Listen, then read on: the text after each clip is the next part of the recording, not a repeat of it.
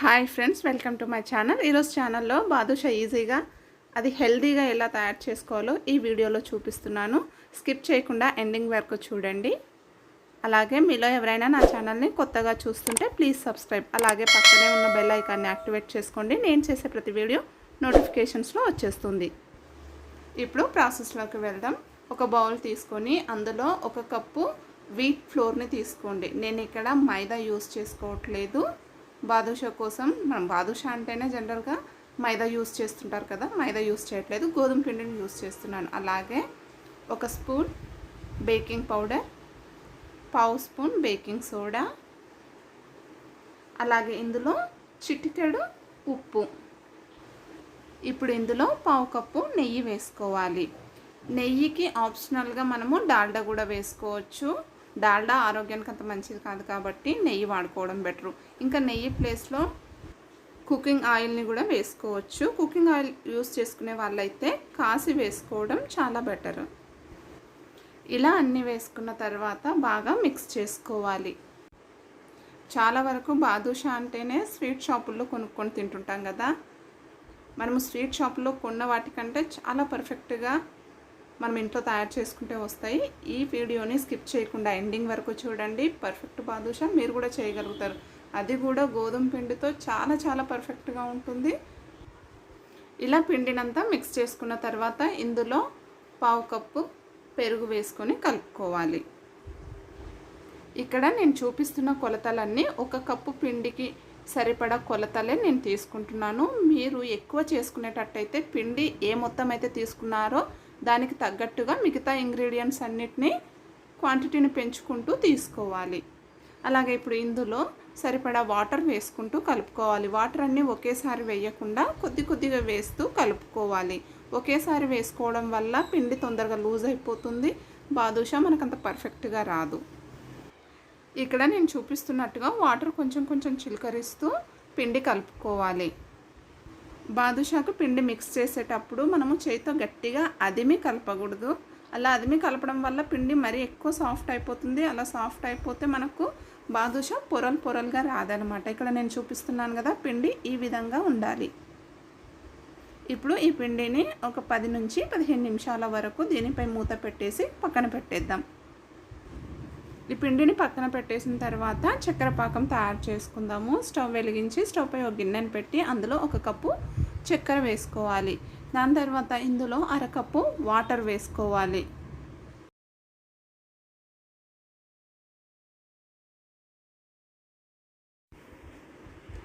చక్కెర అంతా కరిగి తీగ పాకం రావాలి.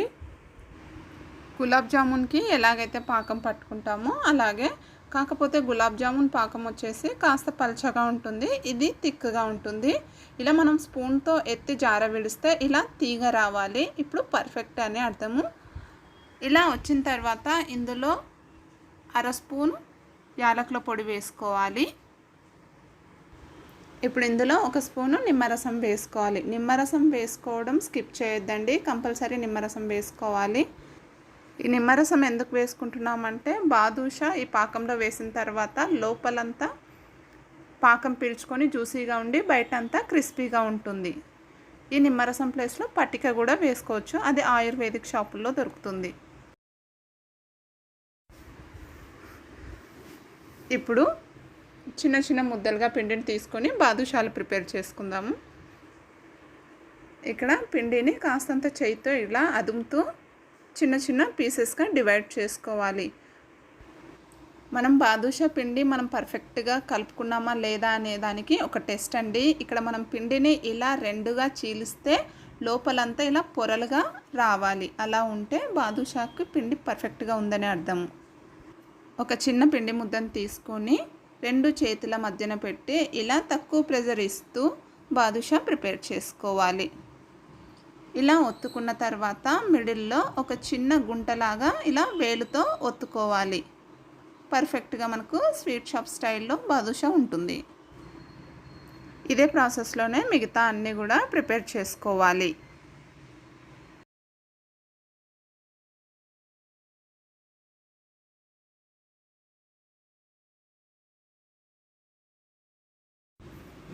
ఇలా బాదుషాలన్నీ ఒకే సైజులో చేసుకోవాలి, అప్పుడు మనకు చూడడానికి కూడా చాలా బాగుంటుంది. ఇప్పుడు వీటన్నిటిని వేయించుకుందాం. స్టవ్ పై ఒక కడాయి నుంచి అందులో బాదుషాలు వేయించుకోవటానికి సరిపడా ఆయిల్ వేసి వేడి చేసుకోవాలి. ఆయిల్ వేడయిన తర్వాత మంటను లో ఫ్లేమ్లో పెట్టేసి మనము ప్రిపేర్ చేసుకున్న బాదుషాలన్నీ ఈ ఆయిల్లో వేసి ఫ్రై చేసుకోవాలి. ఇలా బాదుషాలన్నీ వేసుకున్న తర్వాత మంటను మీడియం ఫ్లేమ్లోకి మార్చుకోవాలి. ఇలా మీడియం ఫ్లేమ్లోకి మార్చుకున్న తర్వాత వీటన్నిటిని గోల్డెన్ బ్రౌన్ కలర్ వచ్చే వరకు, అలాగే క్రిస్పీగా అయ్యే వరకు ఫ్రై చేసుకోవాలి.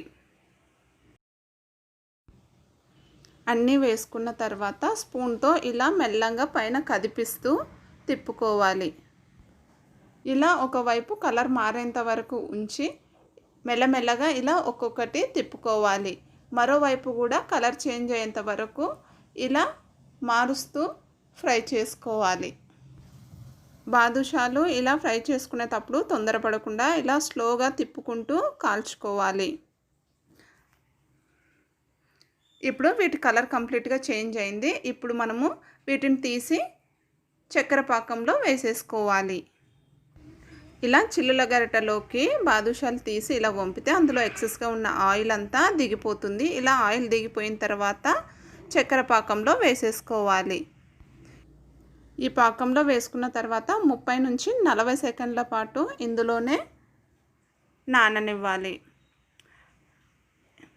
బాదుషాలు వేసుకునేటప్పుడు కాస్తంత వేడిగా ఉన్నప్పుడే వెంటనే వేసేసుకోవాలి. ఇలా వేడిగా ఉన్నప్పుడు వేసుకోవడం వల్ల చక్కెర పాకం అనేది బాదుషాలకు ఈజీగా పట్టుకుంటుంది. లోపలంతా జ్యూసీగా ఉండి బయట క్రిస్పీగా ఉంటుంది.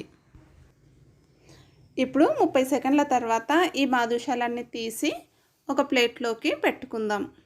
30 సెకండ్ల కంటే ఎక్కువగా చక్కెర పాకంలో బాదుషాలు ఉంచితే బాగా మెత్తపడిపోతాయి. కాబట్టి 30 నుంచి 40 సెకండ్ల కంటే కూడా ఎక్కువ ఉంచకూడదు. ఇలా బాదుషాలన్నీ తీసి ఒక ప్లేట్లోకి పెట్టుకున్న తర్వాత నచ్చితే దీనిపై డ్రై ఫ్రూట్స్ని వేసేసుకోవచ్చు. డ్రై ఫ్రూట్స్ కంప్లీట్గా ఆప్షనల్ అండి. ఇష్టమైతేనే వేసుకోండి, లేకపోతే స్కిప్ చేయొచ్చు. చూసారు కదా బాదుషా స్వీట్ షాప్ స్టైల్లో హెల్తీగా ఇంట్లో ఎలా తయారు చేసుకోవాలో. ఈ వీడియోలో నేను ప్రతి ఒక్క టిప్ని క్లారిటీగా చెప్పాను. మీరు చేసుకునేటప్పుడు కూడా వీడియో ఎక్కడ స్కిప్ చేయకుండా ఎండింగ్ వరకు చూస్తూ ప్రిపేర్ చేసుకోండి. మీరు కూడా ఖచ్చితంగా పర్ఫెక్ట్ బాదుషా చేస్తారు. అలాగే నా వీడియో మీకు నచ్చినట్లయితే లైక్ చేయండి, షేర్ చేయండి, కామెంట్ చేయండి. ఇంకా నా వీడియోని ఇతరులకు కూడా షేర్ చేసి నన్ను సపోర్ట్ చేయండి. ఇంకా ఎలాంటి రెసిపీస్ మీకు కావాలో కామెంట్ సెక్షన్లో నాకు తెలియపరచగలరు. 100% నేను మీరు అడిగిన రెసిపీస్ని చేయడానికి ట్రై చేస్తాను.